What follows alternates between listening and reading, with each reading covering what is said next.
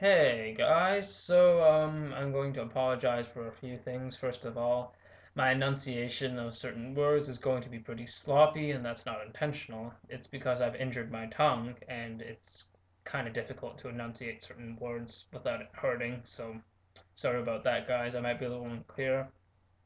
Secondly, I'm going to do this video unedited because I feel like it, and yeah, so the quality might be even worse than usual.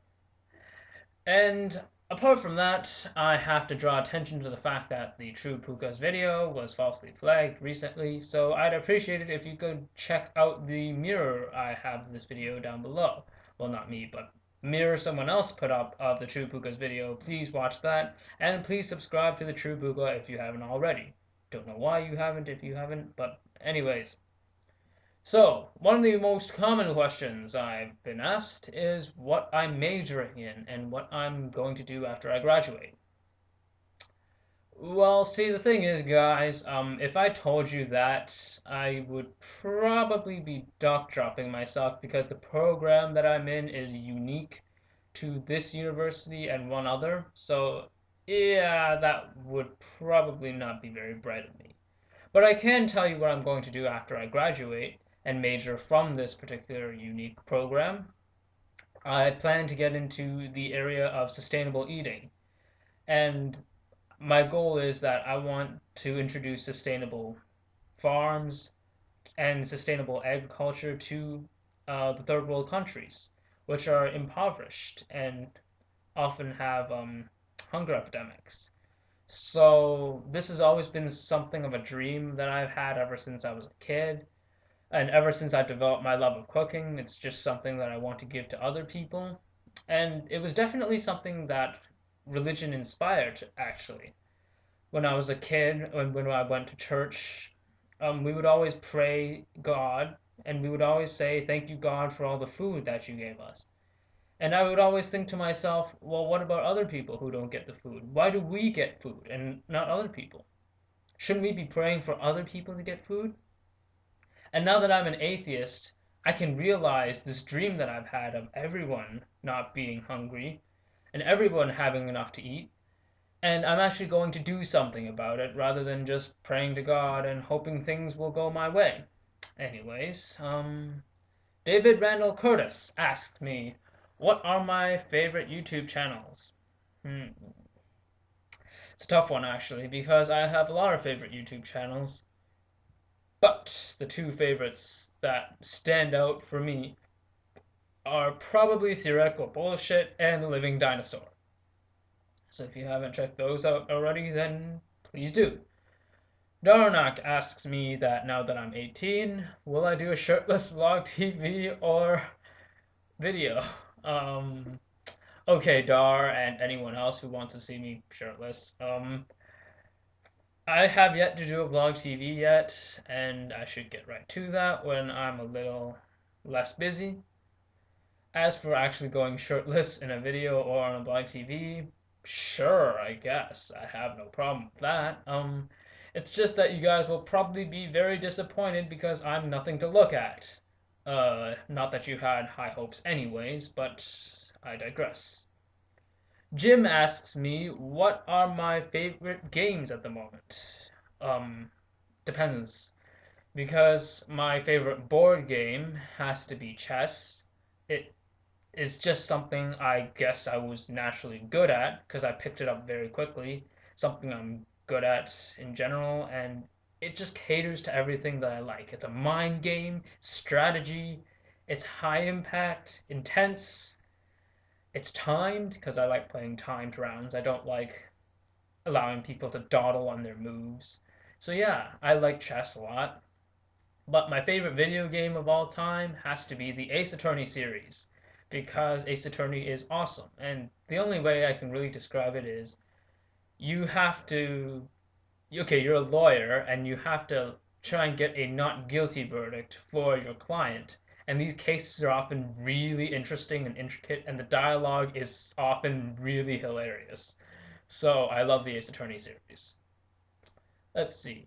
Zerafine, I hope I'm saying that right, asks if I was offered a chance to study abroad, where would I go and why? As I've said before, I have a large interest in the culinary arts. So if I am not where I am now, I would probably go to France for the Cordon Bleu Culinary School, or maybe California to go to the Culinary Institute of America, because those are two very difficult culinary programs to get into, and I've always wanted to learn some of the tricks of the trade that the masters have to offer. Texmosis asks, can I have a bite of your ice cream sandwich? Depends what you mean by ice cream sandwich. Uh, EML13 asks, ponies? Question mark. And I respond by saying, yeah, ponies are nice. Finally, Fringe Elephants asks me several questions. Do you like my backup channel? Why stand when you can sit? Which YouTube creator would you like to punch most in the face? How do you know you're not dreaming and it isn't that dreams are true? And which hair color do I find most attractive in potential suitors? Okay, so first of all, yes, I like your backup channel because I like your main channel. Why stand when I can sit? Actually, I am sitting down right now. Chair? I can't really see it, but yeah, I'm sitting down right now. I usually do sit down for most of my videos. Occasionally I do stand, and that's because I can't get this stupid camera to work properly. But yeah, which YouTube creator would I like to punch most in the face? Has to be no context, no contest at all, Venom Fang X. You know, even as a Christian, sorry, when I went to church, the thing that I liked most about being a Christian was following some of the nicer parts of being a Christian, like being humble, being respectful. These are things that Christians generally value, and yet Venom Fang X shows none of these things. He's not respectful in the least. He considers his opposition beneath him.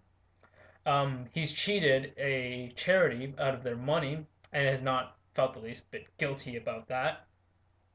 He's lied countless times on the internet. He's falsely flagged and DMCA'd, so forget about all that thou shalt not bear false witness bullshit, because he definitely has bear false witness against certain people. Um, and generally, he's just someone I despise. He's despicable. And the best part is that he actually lives very near me.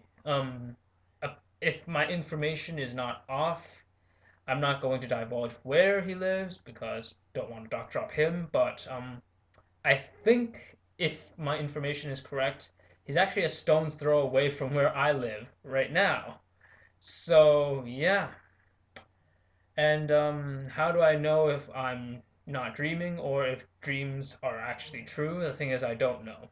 And this is one of the questions that's really puzzled me ever since I got interested in the whole philosophy of it.